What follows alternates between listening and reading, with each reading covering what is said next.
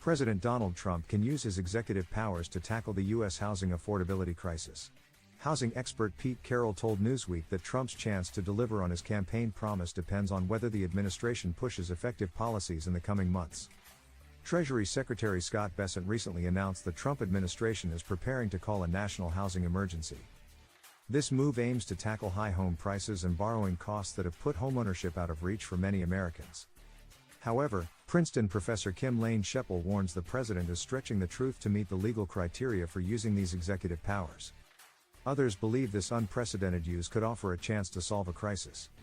A national emergency allows the president to act without needing Congress approval.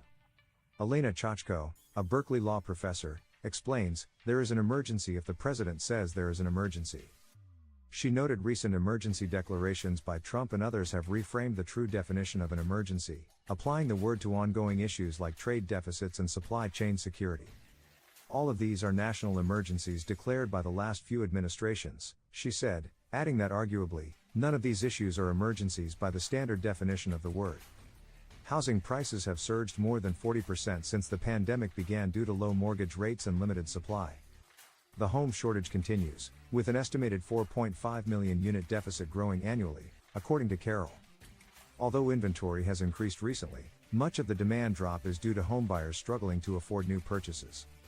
Carroll points to policies the Trump administration could push after declaring a national emergency. One priority is lowering closing costs for homebuyers, which have become increasingly expensive. It's getting more and more expensive to buy a mortgage with all the closing costs associated with it, and this is an area where I think there's a few potential things that could be done, he said.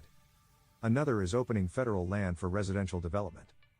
Carroll cautions the devil will be in the details. The success of any housing policies under emergency powers depends on their legality and execution.